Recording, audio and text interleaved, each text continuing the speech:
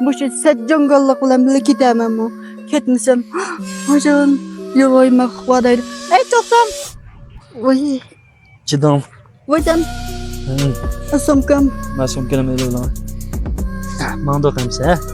Oy, kaltıkını alamadı. Oye. Bu kuni Ali bu chet joyga sayohat qilib kelgan bu qizni tasodif uchratib qilib qutqizib oldi. Alining kiyinishi va yurish turishi haqiqiy saralash bo'lg'achqa bu erkak qiz toza yaratmay Alining yordamini rad qilgan bo'lsa-mu, Ali mehri bilan bu qizning yarasini tinib, to'gatning soyasiga keldi. Hamda bu chet yoqi joyga 7 kunda bir qitim mashina qatnaydiganligini degan bo'lsa-mu, bu erkak qiz Alining yordamini rad qilib, hadisla Alini yendan qo'g'ladi. Lekin bu ombar bo'yidagi vahima bu qizni ikkilantirib Alini to'lidi.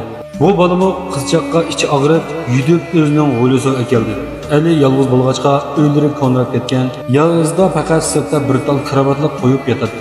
Ali bu qizni akilib o'z yotadigan kravat ustiga yetkazdi. Hamda yerib ketgachga o'zi yerda yetib uxlab qoldi. Bu bola intayin aqko'ngil bo'lg'achqa qizchaqqa hech qanday yomon g'arazda bo'lish niyati yo'q edi. Mana bu yetimlik ichida cho'ng bo'lgan Alining hayot tutgan pozitsiyasi.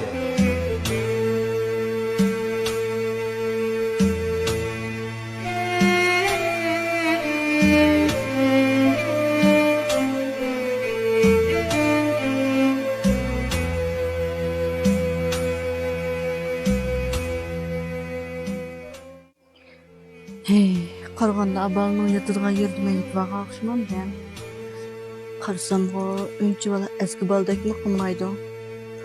Lekinsa nima uchun mamratdi? Hech kim turama bu yerda. Hey. Birini berib kelajak. Bajan. Voy,